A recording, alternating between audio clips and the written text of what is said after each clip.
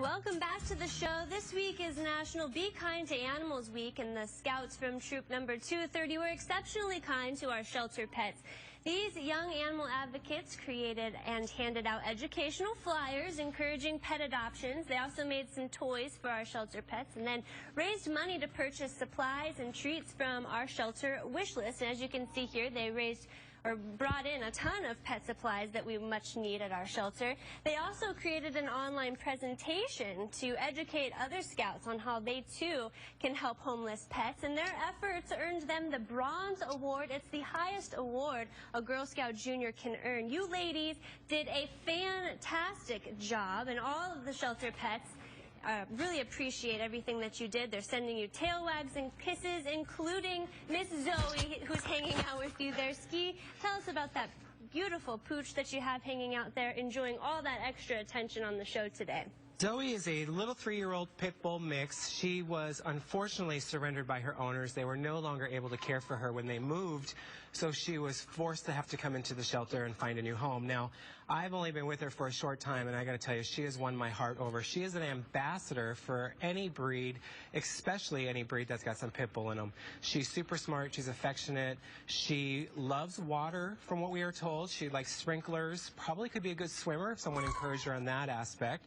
She's great with kids. She's good with other dogs. And as you can see, she's hanging out with the Girl Scout troop and with all these kittens. She's not even fazed by them. She's full of love, so if you are looking for that perfect dog who also, by the way, wants to be a lap dog and just falls into your lap and wants to melt away with you, she may be the perfect mix into your family. Just be sure to bring in any kids and any other canine companions just for an intro so we can make sure that it's the right fit for everybody involved. But Zoe is ready to be adopted, and someone is really going to get a lucky addition to their family. Well, Molly, Ozzie, Oden, and Sonora are curious kitties. It often leaves them to places that they shouldn't be, such as the laundry hamper or the dishwasher, or even into open kitchen cabinets. Perry, tell us more about this adorable litter. Well, actually, these little guys were found on the side of a road in a bush, less than a week old. They came into it at less than 1 pound, so they needed some care. And they went off to foster home Denise, where she did a great job. And you just saw a tremendous example of the bottle feeding that's required. So kudos to Denise for doing that, and we need those kind of people to bottle feed these little guys. So here they are, all grown up now, eyes open, prancing all over the place. And I have here helping me, I have Megan, Carson, and Zach. When you come down to the shelter, make sure you don't ask for Megan, Carson, and Zach. You need to ask for Oden, Ozzie, Sonora, and Molly here. These guys are a hoot. Denise said that one of the real characters here is the Siamese guy, Oden, who's extremely vocal. But take 1, take 2, take 3, take 4. All right, well, you can prevent your pet from having an unwanted litter by having them fixed, and the Arizona Humane Society performs thousands of low-cost spay-neuter surgeries every year. Next Tuesday through Thursday, you can have your pet altered for just $20 during our It's Hip to Snip event at both of our public veterinary clinics, and the check-in time is at 6 a.m., but there is limited space. We recommend you arrive early, and be sure to view the pre-surgery instructions on our website. It's azhumane.org. Well, the shelter can be rather overwhelming for most pets. I have no kids.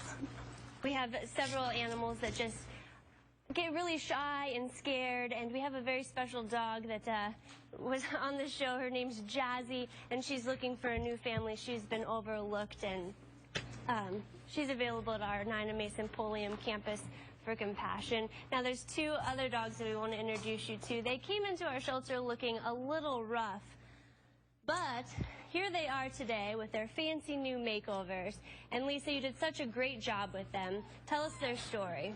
Well, these guys unfortunately had to be surrendered. Their owner had to move as well and turn them over, and they were not in the best of shape as far as grooming goes. It looks like they had missed a few grooming appointments, and so we brought them in, and he doesn't like to share his toys with his brother there.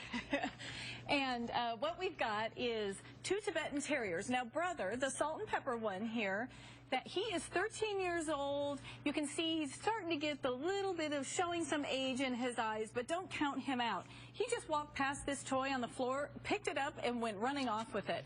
He is a playful, very, very playful 13-year-old.